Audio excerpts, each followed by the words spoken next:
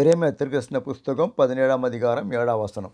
கர்த்தர் மேல் நம்பிக்கை வைத்து கர்த்தரை தன் நம்பிக்கையாக கொண்டிருக்கிற மனுஷன் பாக்கியவான். ஆப்பிரிக்கா தேசத்தில் உள்ள காடுகளில் அங்கே வாழும் மக்களுக்கு ஊழியம் செய்யும்படியாய் ஒரு மிஷினரி போனார்.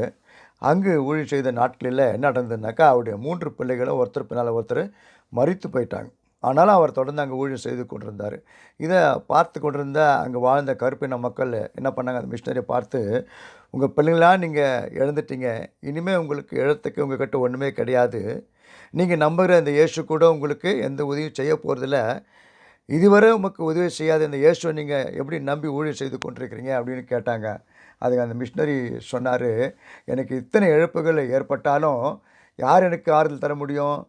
நான் நம்புகிற இந்த இயேசுவை தவிர இந்த உலகத்தில் வேறு யாராலும் எனக்கு ஆறுதல் சமாதானத்தையும் தர முடியாது, கொடுக்க முடியாது அப்படின்னு சொன்னார். உண்மைதானே? அநேக நேரங்களில் நமக்கு உதவி செய்வேன்னு சொன்ன வாக்கு கொடுத்த அநேகர் என்ன பண்ணுறாங்க, ஏமாற்றி விடுறாங்க. நம்ம எதிர்பார்க்குற நன்மைகள் கூட நமக்கு கிடைக்கிறதில்ல, வர்றதில்ல. நமக்கு ஒரு கேள்வி எழுது. என்ன கேள்வி? ஏன் இப்படியெல்லாம் நடக்குது? ஏன் கடவுள் உதவி செய்யலை அப்படின்னு நம்ம கேள்வி எழுப்புகிறோம். ஆனால் இப்படிப்பட்ட சூழ்நிலையில் தான் நான் நம்பிக்கை இழந்து விடாதபடிக்கு கர்த்தர் என் வாழ்க்கையில் செயல்பட்டு கொண்டிருக்கிறார் என்ற நம்பிக்கையோடு நம்ம என்ன செய்யணும்?